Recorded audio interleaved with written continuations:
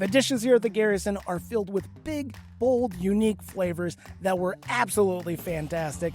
But now I'm heading back to the kitchen to see what's for dessert. Well, it looks like we got here right at the right time. What is this? Oh my gosh. This is our house spread. House spread. Yep. Come sit down. They give you some compound butter, a couple of pieces of bread. Start off your dinner with this here. The last one's going to get topped with some butter before it gets to the table. Oh, fantastic. Store proofing right up here that we'll put in the oven after it gets ready for this. Got some of our desserts over here on the table. Fantastic. So, I mean, I don't know a lot of restaurants that have their, pastry chef in-house. It's pretty unique for the Quad Cities. I think it is. There aren't very many others out there. People that specialize in just making all the breads and all the pastries. Been doing it for quite a while now.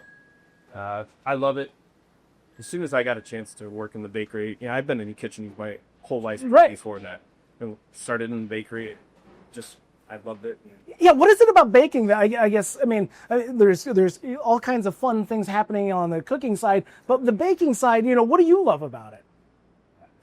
I love the precision about it. I'm scaling everything out exactly. And some of this, the chefs, a lot of it's taste, Right.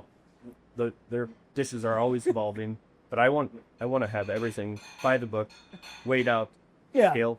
Yeah. It's precise. I love the creation of it too. Just putting these ingredients together, just a few ingredients, and you can make so many different things with the same ingredients. Different ratios. Ratios. Yeah.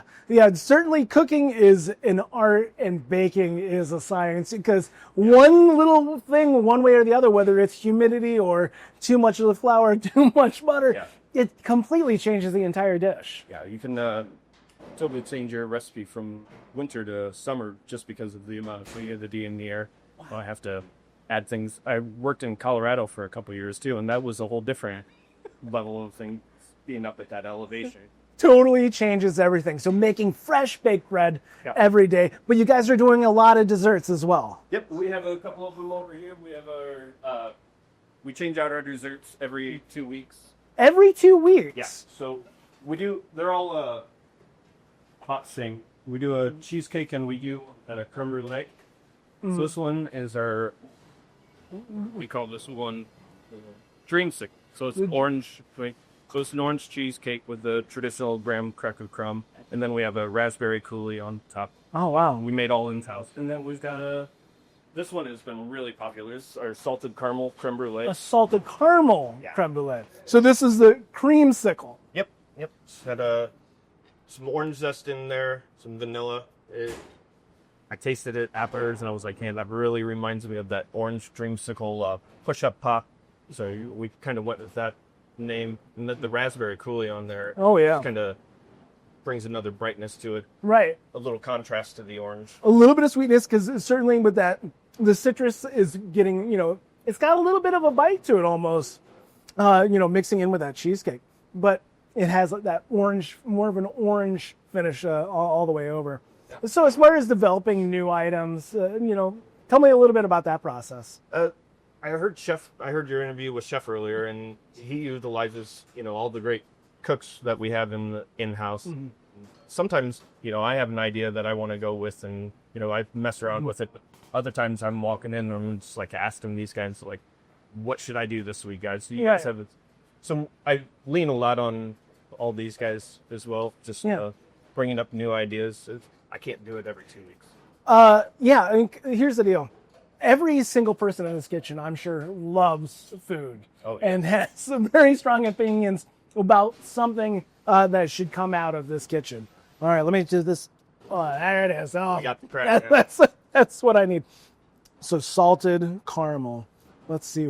And certainly, wow, but the color on this guy, it's a little bit darker too, isn't it? Yep, that comes. So I make the caramel first, and then I'm adding in the heavy cream and egg yolks and a little bit of sugar, vanilla.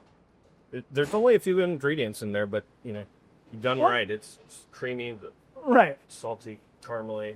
There's that salt. Oh wow, it really turns things alive. It really is. Yeah, you can change things so much just by adding.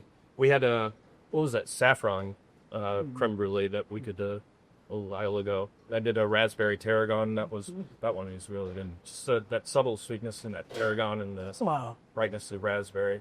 Yeah, I love the creativity that is coming out of this kitchen is something that is truly amazing. This is something you're not going to find in a lot of restaurants, and being able to do it at the scale that you guys are doing it, and I'm sure the speed as well. Yeah, I was so excited when I heard this restaurant was opening and that they wanted to do all their own breads and pastries. As you said, like you said, not everybody does it. It's a lot easier to just call up your food rep and order in your hamburger buns and your house bread or whatever, but it's just a little bit nicer touch having that made in-house. It's all fresh. You know what's going into it. You don't have to put all the preservatives in it because we're doing it every day.